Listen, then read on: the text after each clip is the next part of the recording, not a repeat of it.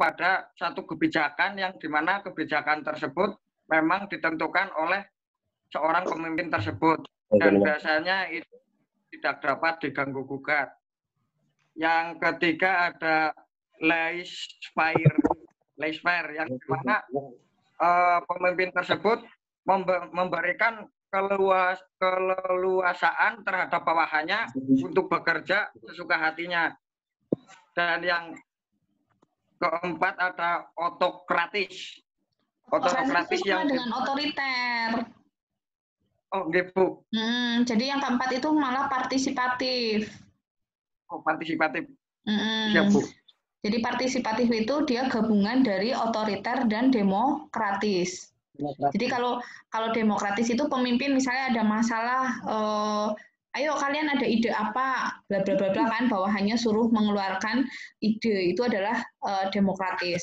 Tapi kalau partisipatif, karena dia gabungan otoriter dengan demokratis, jadi ketika ada masalah, si pemimpin ngomong, ini loh aku punya ide ini, kalian ada masukan nggak? Nah, jadi nanti tetap keputusan diambil oleh kelompok kalau partisipatif. Tapi kalau demokratis tetap pengambilan keputusan ya oleh pemimpin. Mudeng ya, Talha. Apalagi yang sudah kamu pelajari? Terus ada fungsi manajemen. Manajemen keperawatan, Bu. Ya, apa? Yang pertama fungsi perencanaan manajemen keperawatan. Yang dimana itu berisikan bahwasanya suatu kelompok harus merencanakan suatu hal ataupun tindakan dan juga visi sebagai contoh organisasi tersebut, Bu. Dan yang kedua ada fungsi pengorganisasian manajemen keperawatan. Yang dimana setelah ada perencanaan tersebut, setelah itu perencanaan tersebut dibagi kepada anggota untuk ditindaklanjuti sesuai job desk-nya masing-masing. Dan yang ketiga ada fungsi tindak lanjut manajemen keperawatan, yang dimana setelah job desk tersebut dibagi, maka dalam artian tinggal hanya eksekusinya saja, Bu, pelaksanaan seperti itu. Dan yang keempat ada proses fungsi pengawasan, yang dimana apakah job desk tersebut sudah benar dan sesuai SOP yang dilakukan oleh setiap anggota di organisasi tersebut. Yang kelima ada fungsi penilaian manajemen keperawatan, yang dimana hal tersebut dilakukan sebagai bahan evaluasi dari seluruh fungsi-fungsi yang telah ada, dari seluruh rencana-rencana ataupun visi-misi yang sudah dimusyawarahkan, apakah salah ataupun benar, sehingga nanti akan ada perencanaan yang selanjutnya, Bu. Itu sependek pemahaman saya, Bu. Oke. Terus selanjutnya kita ke Teguh Rahayu. Silakan Teguh. Ibu, saya, Bu. Ya, oke, silakan. Kalau dari saya paling untuk gaya kepemimpinan, Bu. Untuk gaya kepemimpinan paling untuk yang pertama itu kan ada gaya kepemimpinan telling.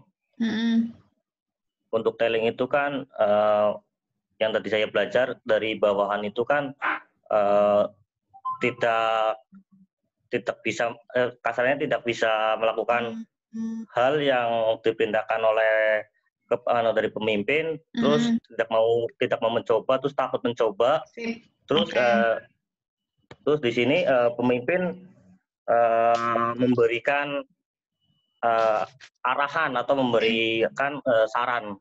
Nah, setuju. Ini saya setuju dengan penjelasan Teguh dibanding yang penjelasannya siapa tadi, Ika Prihati, ya, itu kalimat. Kalau Teguh itu dia, kalau telling itu untuk bawahan yang tidak mampu juga tidak mau, gitu kan Teguh? Gitu. Ya, lanjut yuk yang selling, iya kan? Untuk yang selling itu kan memiliki kemampuan, cuma masih kurang tidak dari mau. bawahan ini. Apa mau apa mau. Jadi intinya di dua kata, mau dan mampu ya. Jadi kalau telling dia tidak mau, tidak mampu jajal. Mbok males banget bawahannya ya. Wis tidak mau tuh orang mampu ya. Tapi kalau selling dia mau loh ya, beritikat baik, aku mau belajar, tapi aku nggak mampu. Sehingga kepala ruang Agus ngantuk. Beli kopi dulu sana. Sehingga kepala ruang dia memberikan apa arahan selling kan ngomong ya, kasih ini loh kamu tak ajari seperti ini bla bla bla bla. Lanjut aku malah putri sing menerangkan kayak putri sing SP. Ini lanjut yang selling apa Bu? Ya Pak, lanjut, yang langsung ke bawahnya selling. Untuk participating ya Bu. Untuk yang participating ini dari bawahannya ini memiliki kemampuan atau kompetensi yang tinggi, terus tetapi dari bawahan ini tidak mau, maksudnya tidak mau dalam artian tidak mau mencoba, nggak pede, tidak pede dari bawahan ini. Ya sama seperti yang tadi sih dari pemimpin ya, menunjukkan arahan juga sih untuk bawahan ini untuk melatih kepedean si bawahan ini dari artinya kan bawahan ini juga memiliki kompetisi yang tinggi, kenapa harus dicoba gitu. Ya oke, lanjut. Terus yang terakhir delegating apa ya? Delegating ya sama seperti ini sih, yang participating memiliki kemampuan yang tinggi juga. Jadi kalau itu dia sudah mau, sudah bagus, sudah paling bagus, dia udah mau, dia juga udah mampu, sehingga tinggal delegasi kan ngana aku ya tolong lakokna gitu ya. Terus selain gaya kepemimpinan apa lagi yang mau diterangkan ke saya? Masih belum sih Bu. Nah, paling enggak ada bahasan. Itu Pak, delegasi apa ya? Prinsip delegasi kan bisa. Paling untuk itu Bu, melakukan delegasi yang baik apa ya? Ya. Tadi kan saya sempat cari-cari materi juga kan untuk yang delegasi yang baik itu seperti apa gitu kan?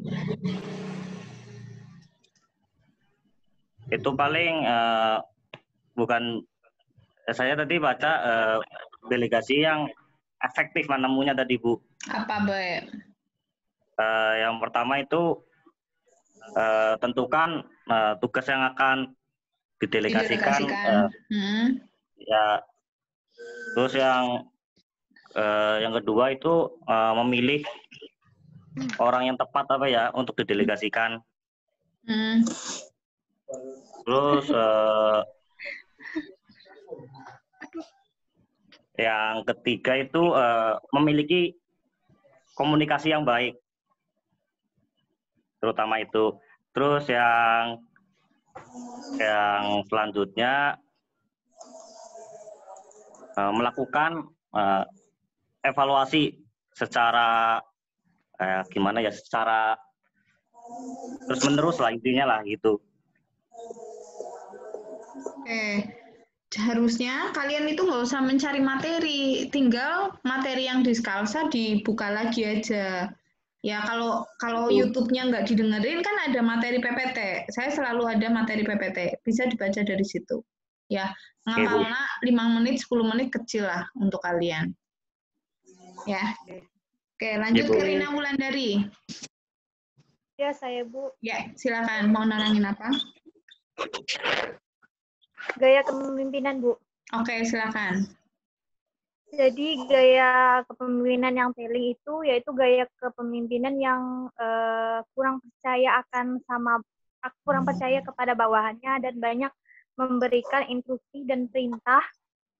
Gaya kepemimpinan ini kurang memperhatikan hubungan kepada bawahannya. Kalau gaya kepemimpinan yang telling itu gaya kepemimpinan yang menitik beratkan pada penugasan, tapi atasannya memberi motivasi tentang apa yang akan dikerjakan.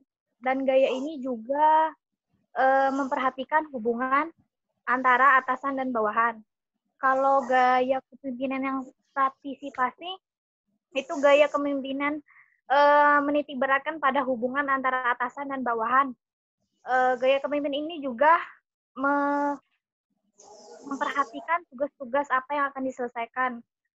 Kalau gaya kepemimpinan delegasi itu gaya kepemimpinan yang memberikan kepercayaan penuh kepada bawahan untuk menyelesaikan tugas individu, tapi atasan memberikan instruksi dan arahan. Terus? Itu Bu, delegasi yang baik itu seperti apa? Jadi menurut saya delegasi yang baik itu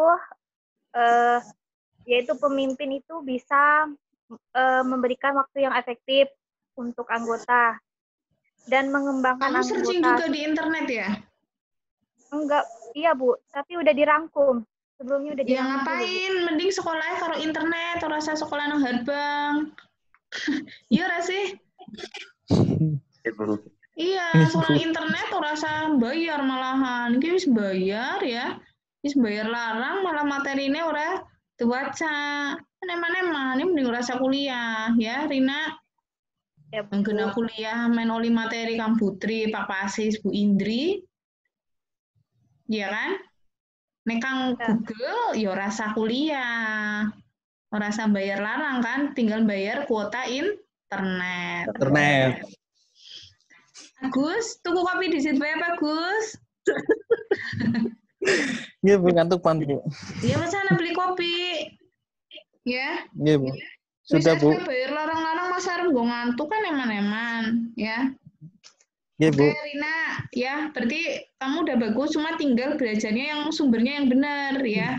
Sudah dari Skalsa, tinggal download Skalsa. Dita Ayu, silakan Dita Ayu.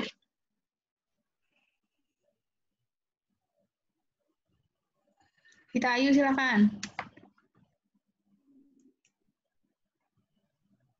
Mood-nya, Dit.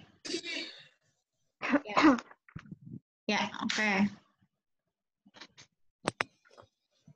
Iya, Bu. Saya mau menjelaskan tentang gaya kepemimpinan. Yang pertama itu gaya kepemimpinan telling. Itu pemimpin memberitahu bawahan soal bagaimana, mengapa, kapan sebuah pekerjaan dilaksanakan. Sedangkan gaya selling dalam penerapan pemimpinan memberikan instruksi yang berstruktur yang disertai dengan dukungan, Bu. Gaya partisipasi itu pemimpinan dan bawahan dalam pengambilan keputusan yang baik. Dan yang terakhir, gaya delegating, yaitu memberikan arahan yang spesifik terhadap penyelesaian tugas pekerjaan, Bu. Terus apa lagi yang mau diterangkan? Sebenarnya gaya itu nggak harus yang kayak gitu ya, boleh juga yang kayak Talha tadi, otoriter, demokratis gitu. Tapi ya monggo sih. Selain gaya kepemimpinan, apa lagi Dita?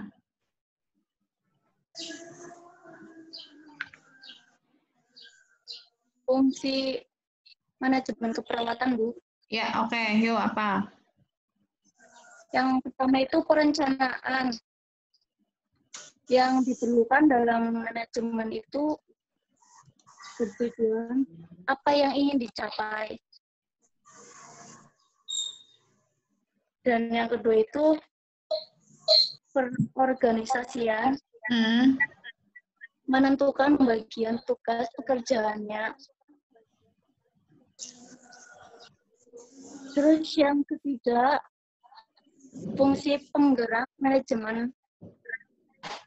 Mampu menggerakkan orang-orang yang mau bekerja atau suka pekerjaannya, Bu. Terus penilaian Ini Dita sama juga berbagai. searching internet ya? Iya, Bu. Aman-aman ya, Dit. Terus bayar larang-larang kuliahnya masa searching di Google. Oke. Lanjut ke Intan Mustadiro. Oke, Bu. Ya, silakan. Saya akan menjelaskan tentang gaya kepemimpinan. Yang pertama itu telling. Jadi atasan itu memberikan arahan kepada bawahannya tentang bagaimana dan kapan harus melakukan tugas yang harus dilakukan gitu, Bu. Terus yang kedua itu gaya selling. Pemimpin memberikan instruksi kepada bawahannya agar bisa melakukan penjualan, semisal penjualan produk tersebut, tetapi pemimpinnya itu pemimpinnya itu mendukung kepada bawahannya gitu. Yang ketiga itu gaya participating atau gaya partisipasi.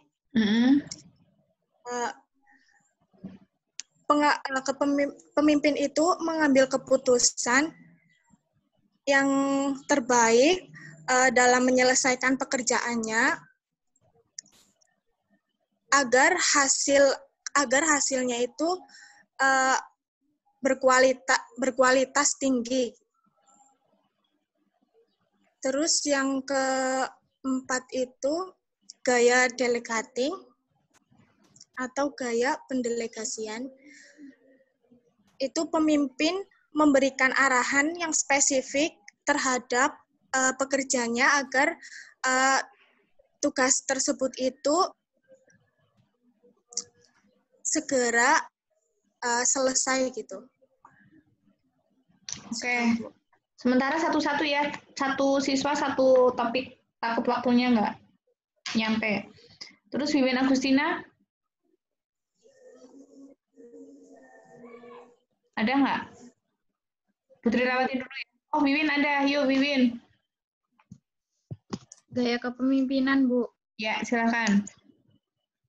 Kan ada 4. Yang pertama itu telling, yaitu pemimpin itu mengarahkan bawahannya.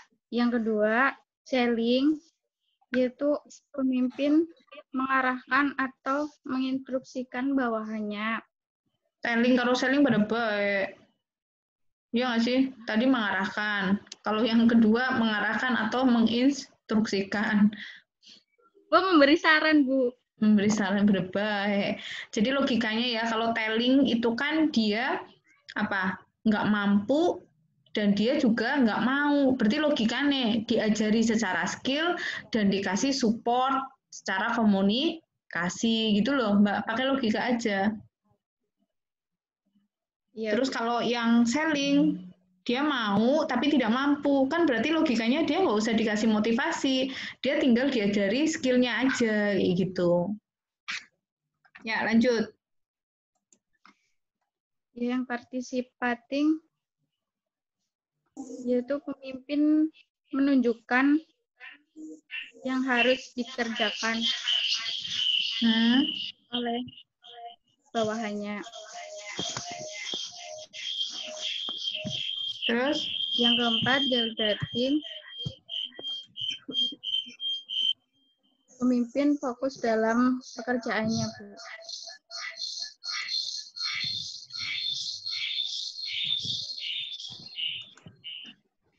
Terus? Udah. Ya. Ya, lanjut ke Sun Maafiro.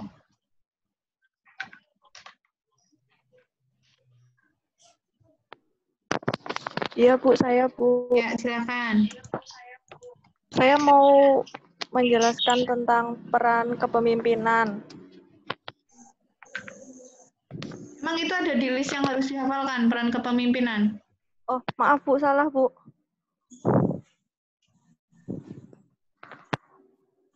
Fungsi manajemen keperawatan Bu. Yang pertama yaitu perencanaan. Fungsi manajemen keperawatan tentang perencanaan itu sendiri, seorang perawat itu merencanakan sesuatu hal yang ada di rumah sakit itu bertujuan untuk meminimalisir suatu keadaan yang akan terjadi. Untuk selanjutnya yaitu fungsi penilaian. Nah, penilaian manajemen keperawatan itu sendiri bertujuan untuk menilai suatu keadaan, apakah keadaan itu bisa ditanggapi secara langsung atau tidak.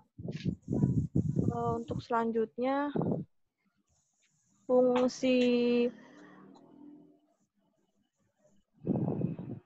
yang selanjutnya itu fungsi pengendalian. Untuk fungsi pengendalian itu sendiri bertujuan untuk memperbaiki atau mengatasi kendala atau kesalahan yang terjadi pada suatu sistem, atau yang lebih tepatnya itu untuk mengawasi suatu keadaan. Yang selanjutnya fungsi penggerak. Fungsi penggerak itu sendiri bertujuan untuk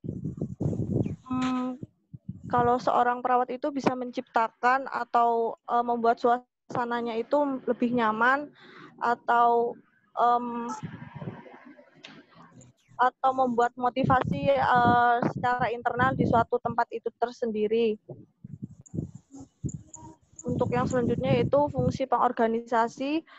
Fungsi perorganisasi pada manajemen keperawatan itu kita mengorganisasi yang pertama itu kayak mengatur dan pembagian tugas pada suatu lembaga atau di rumah sakit itu sendiri. Oke, sudah ya Sun? Iya Bu. Ya, nanti urutannya pelajari lagi. Pengorganisasian itu setelah perencanaan, enggak di terakhir. Ya, Bu. Oke. Terus lanjut, Selamat. Silakan Selamat. Ibu, saya mau menjelaskan ini Bu, gaya kepemimpinan. Ya, silakan. Yang pertama itu kan gaya kepemimpinan telling, yaitu seperti musyawarah pada bawahannya, seperti kayak pemimpin itu mengarahkan kepada bawahannya yang lebih benar. Terus yang kedua itu gaya telling, yaitu memberikan instruksi bawahannya tentang yang terbatas ilmunya yang dimiliki oleh bawahannya. Terus yang ketiga itu kan ada participating, yaitu peran dalam mengambil keputusan itu harus dimusyawarahkan terlebih dahulu antara pemimpin dan bawahan. Selanjutnya itu ada delegating, yaitu memberi sepenuhnya tugas dan wewenang kepada bawahannya. Selanjutnya pemimpin itu pergi, jadi bawahan itu bisa mengambil keputusan yang sekiranya itu penting dan tidak perlu harus ada pemimpin di. Ini sinyalnya Putri apa Selamat Edi ya yang terputus-putus? Sinyal saya kuat Bu. Oh kuat ya, oh Putri wifi kampusnya. Oke. Iya. Terus M Vandika. M Vandika? Mana sih M Vandika? Oh iya, silakan M Vandika. tidak efektifan pendelegasian. Ya, kurang keras suaranya, Kandika. Pendelegasian, tidak efektifan pendelegasian. Wis mau burung sih? Belum. Oh, belum. Nah, kos apa kepriwe? Ya, Bu. Ya, ya agak keras, Kandika. Sama ada delegasi, yaitu mempunyai asumsi bahwa jika mereka melakukan sendiri maka akan menjadi lebih baik, jika tidak sendiri akan tidak lebih baik. Yang kedua dapat delegasi, itu pemberian tugas limpah yang berlebihan kepada staf akan berdampak penggunaan waktu yang sia-sia. Terus yang ketiga ada pilihan yang tidak, yaitu kesalahan pada waktu pemberian tugas, orang yang tepat, dan alasan delegasi karena faktor suka atau tidak sukanya. Ya, sementara oke dulu ya. Ramadhani silakan. Agak cepat ya. Ya, Bu. Ya. Dari sini menjelaskan prinsip delegasi. Oke. Yang pertama kan ada prinsip talar. Itu proses itu dicapai melalui prinsip apa?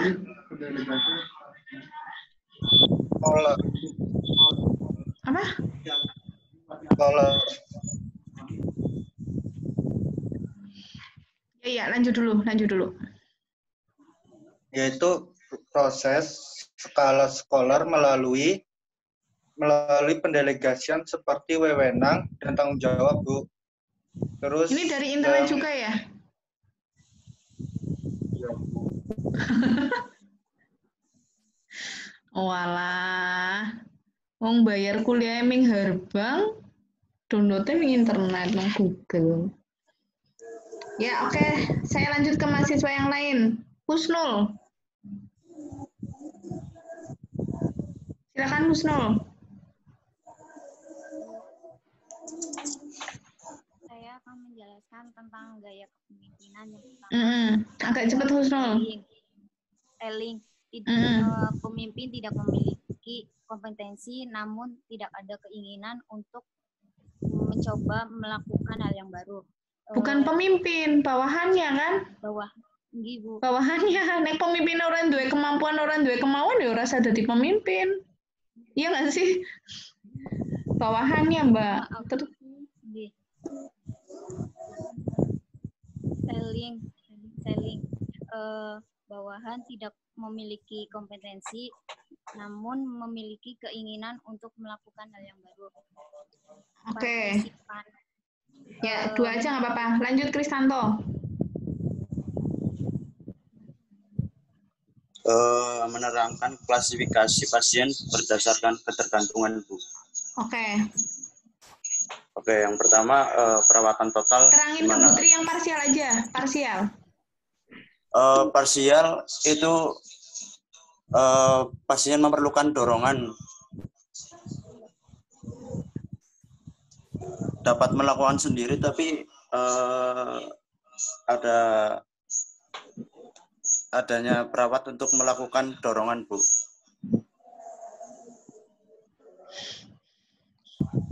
Gimana tuh? Jadi penjelasannya dia butuh perawatan berapa jam? Butuh perawatan 3 sampai 4, Bu, per hari. 3 sampai 4 jam. Terus di TTV tiap berapa jam sekali? Di TTV setiap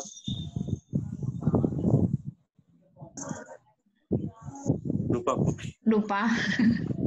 Nggak, gue nerang apa? Aduh. Oke, lanjut ke Devi Irawan. Ya, Bu. Ya, silakan. Saya tentang 4 gaya kepemimpinan, Bu. 2 aja, terangin 2 aja. Yang pertama ada telling atau directing. Di sini pemimpin harus mengarahkan penuh dengan memerintahkan apa yang harus dilakukan oleh bawahan karena bawahan di sini tidak mampu menjalankan tugasnya gitu. Terus yang kedua, Stop. Udah waktunya udah mau habis. Akwar, yuk cepat Akwar. Saya akan menjelaskan gaya kepemimpinan. Yang pertama itu ada telling, yaitu di mana seorang bawahan tidak memiliki kompetensi dan tidak ada keinginan untuk mencoba sesuatu yang baru. Dan yang kedua itu selling. Stop, Raffi. Terima kasih, Bu. Ya, Bu. Baik, Bu. Saya akan menjelaskan tentang gaya kepemimpinan yang delegating. Pada situasi tersebut, bawahan itu mampu melakukan hal yang dikerjakan oleh pemimpin dan dia mau melakukan hal tersebut. Kemudian dia juga bisa untuk dilimpahkan dalam arti kayak bisa disposisi dengan pemimpin seperti itu untuk tujuan organisasi, Bu. Oke, siap. Terus David? Saya akan menjelaskan gaya kepemimpinan, Bu. Yang pertama, telling. Telling itu bawahan tidak mampu menjalankan tugas dan tidak ingin untuk mencoba suatu hal yang baru. Kedua ada selling. Stop. Lanjut. Stop. Itu ya sekarang. Fitri ya? Fungsi manajemen keperawatan, Bu. Ya. POAJ, kepanjangan POAJ apa sih, Fitri ya? Perencanaan, planning, organizing,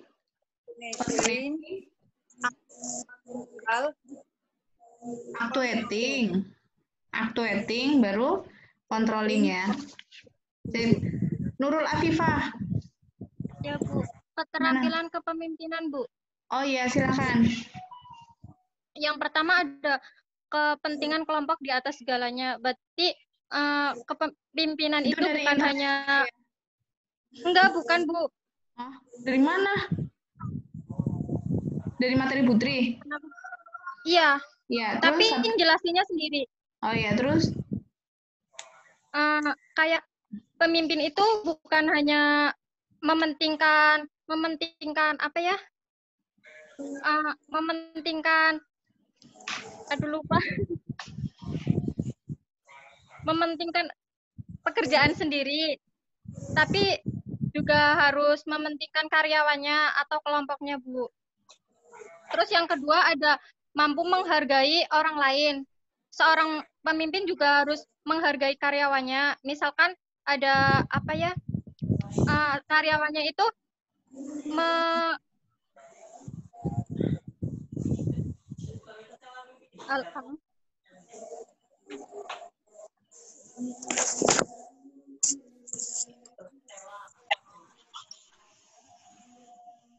Gimana, Nurul?